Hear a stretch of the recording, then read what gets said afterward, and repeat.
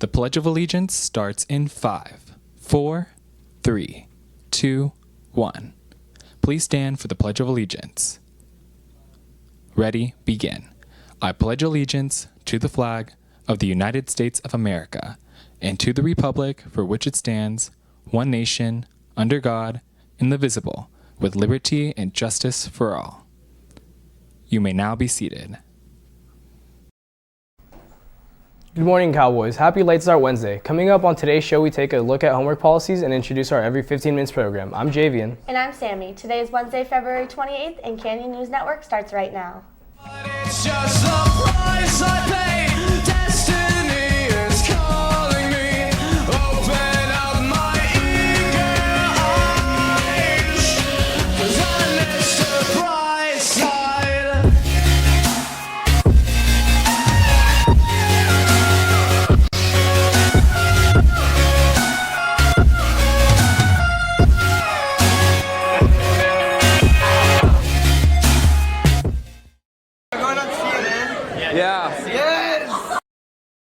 Cowboys. In sports news, JV tennis plays against Saugus High School at 3 o'clock.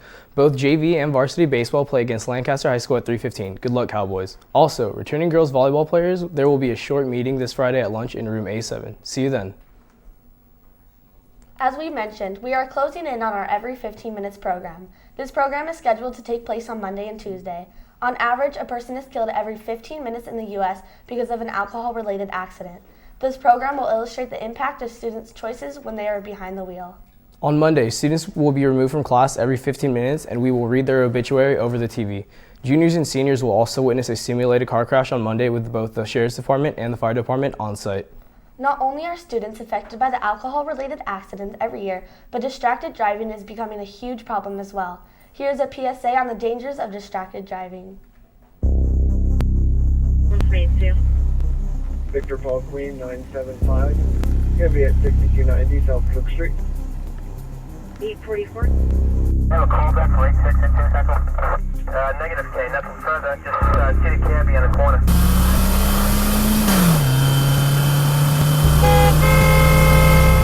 I see a Sergeant Central. I see Sergeant check. Right, Central, on arrival. Alright, 10-4, 10-96.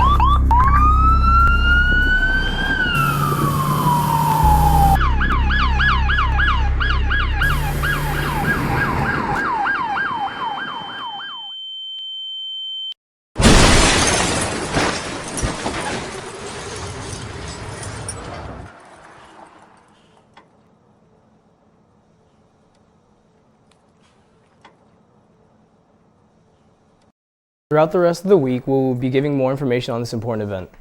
In club news, Fellowship of Christian Athletes meets today in G206 at lunch. Latino Dance Club meets today during lunch in room D5. Join Bible Club tomorrow at lunch in room T3. Canyons GSA meets tomorrow at lunch in Miss Lyle's room, K2.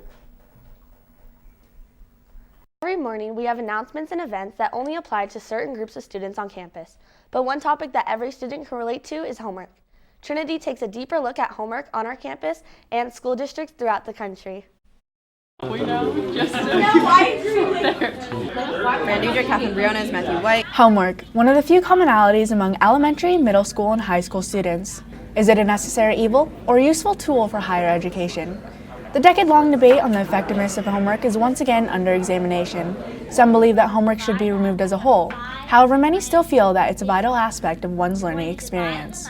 The research out there says that as students get older, they do need a little bit of homework, and there is actually a link between achievement and homework for older kids. In elementary school, bogging kids down with homework actually doesn't really help their achievement so much. In middle school, it helps a little bit, and in high school, there is some correlation between doing things at home and achievement. I think there's a purpose for it. I just don't think it should be overwhelming. In recent years, there has been a global rise of teachers and schools lessening the amount of homework for their classes. This new approach can even be seen in our own community. I don't really ever give out a specific homework assignment. I do classwork and then if they don't finish the classwork in class, it then becomes homework. I know that we also at my school have some teachers that are experimenting with not having as much homework go home so that the kids have more time with their families and that there's less stress on parents, also so they know that the kids are doing things correctly. I think we've learned that you can practice a little bit and get the concepts and then figure out what you didn't know and then come back the next day and ask the teacher for some clarification. Obviously with math you need to practice some problems, but you don't need to practice 50 problems, you can practice 10 or 15 problems. Although this change has proven to be successful so far, completely eliminating homework is something that is highly controversial. Kids shouldn't need that out of class to do like a couple pages of math, because if the teacher's doing her job or his job, the student should learn. It gives students a way to practice the skills they learned in school at home, kind of in a more quiet, more focused environment. But I also think a con is some students or some teachers give more homework than others, so a lot of students are kind of swamped with all of this homework and they don't have as much time to do other things.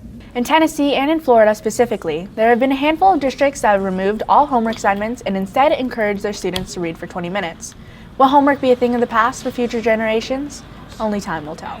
It does worry me to take it out 100% because I think there is some value to developing study habits and being able to think on your own and work through a process and that sort of thing. I think it helps in the long run, gives you responsibility and accountability, but I don't know where they're going to go with this.